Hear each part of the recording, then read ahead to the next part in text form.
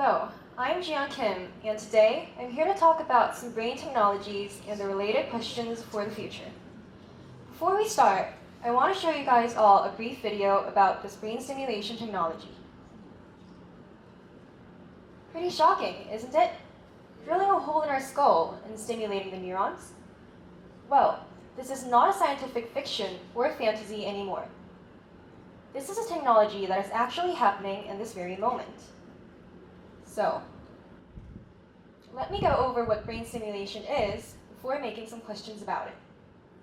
Brain stimulation is a technology using electric stimulation in order to manipulate the brain, controlling the functions of it.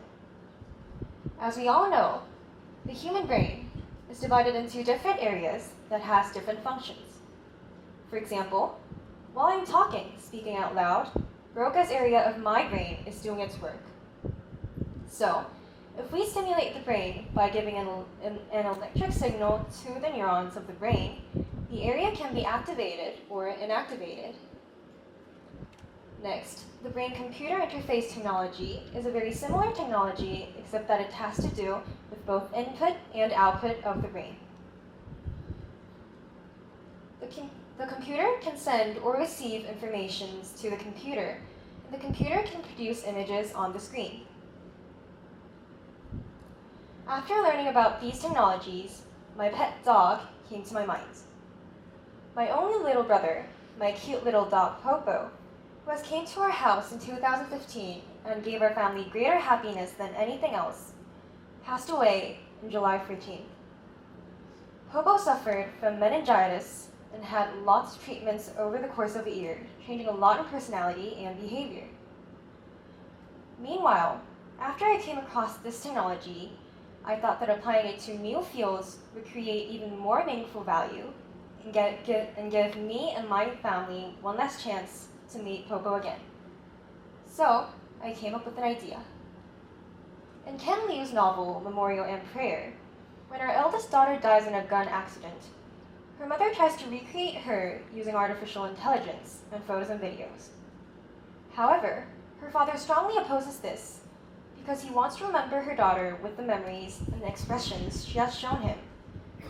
However, he thought that using artificial intelligence to embody her would ruin this. Just like in the novel, these days, scientists are studying how to use AI in photos and videos in order to bring back images of pets and family members that have passed away.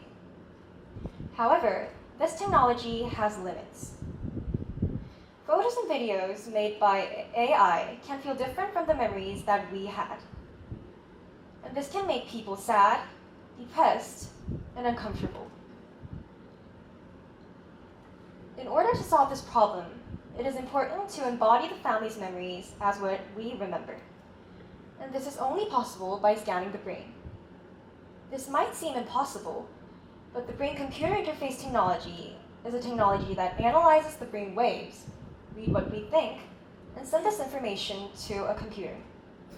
So, it can be possible if it is introduced. Therefore, if this technology is used on the field of artificial intelligence to implement memories of loved pets or family members, it will help reduce people's emotional distress. Till now on, I've showed you guys my idea of using this technology in a beneficial way. However, many questions and doubts will follow. As I could see from your facial expressions when I first showed you the video of this technology when I started this speech, there was something very unpleasant and uncomfortable about this technology. And this unpleasant feeling could lead us to a question that I all want you to think about. So, before I conclude my speech, I would like to talk about some ethical controversies that I want all of us to think about before using this technology.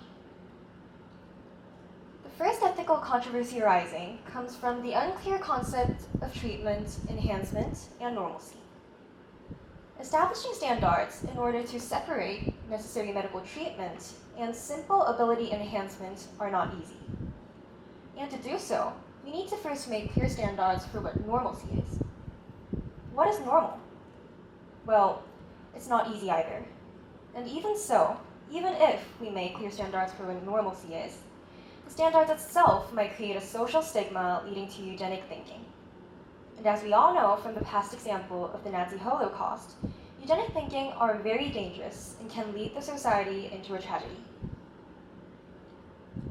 The next question can be about consciousness, body, and machines. We must think about what makes myself me.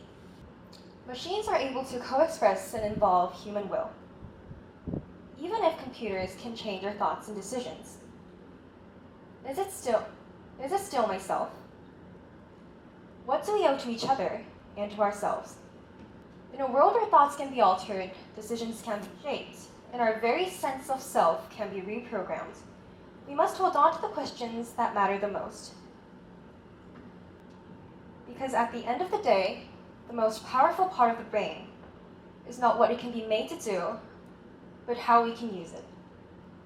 And I would choose a world where everyone can smile, waiting patiently for a moment to wait my little dog again. Thank you.